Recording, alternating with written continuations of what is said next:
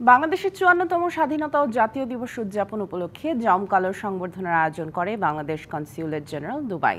এতে প্রধান অতিথি ছিলেন আমিরাতের পররাষ্ট্র মন্ত্রণালয় দুবাইয়ের head of protocol and operation Mohammad Al বাহারি।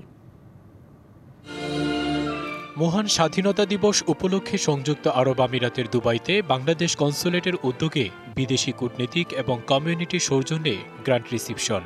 বাংলাদেশ ও আমিরাতের জাতীয় সঙ্গীতের মাধ্যমে বর্ণাঢ্য সংবর্ধনা অনুষ্ঠান শুরু হয়।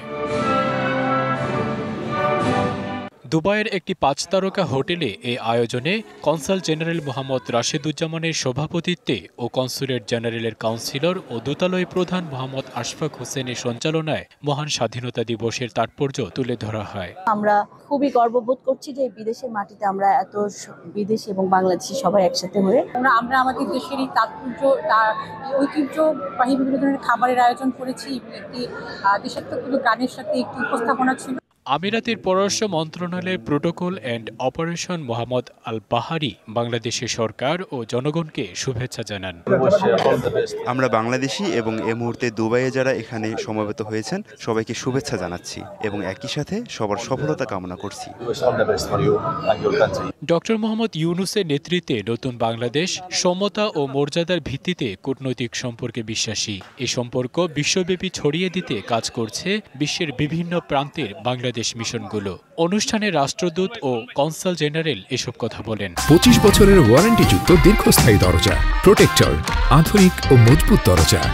আমি আশা করি যে আমরা এমনিভাবে আগামী দিনগুলোতে একে অপরকে পরস্পর সহায়তার মাধ্যমে এবং ঐক্যবদ্ধভাবে আমাদের নতুন দেশ গড়ার জন্য কাজ করে যাব, যে যেখানে যে অবস্থায় আছি। আমরা আমাদের স্বাধীনতার কথা বলেছি, আমরা জুলাই বিপ্লবের কথা বলেছি, আমরা বর্তমান বাংলাদেশের যে একটা সুন্দর বিনিয়োগ পরিবেশ বিদ্যমান এবং সেই বিদ্যমান পরিবেশের সুযোগ নিয়ে যাতে বিদেশি বিনিয়োগকারীরা আরও অধিক হারে বাংলাদেশে বিনিয়োগ করে এবং তাদের বিনিয়োগের পরিমাণটা বৃদ্ধি।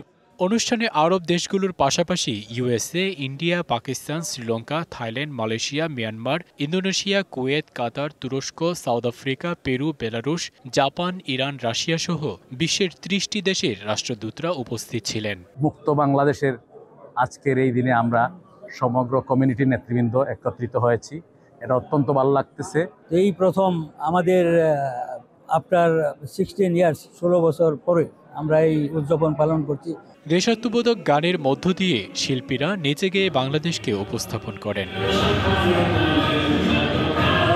অনুষ্ঠানে প্রবাসী গণমাধ্যম কর্মী এবং বাংলাদেশ কমিউনিটির সদস্যরা উপস্থিত ছিলেন।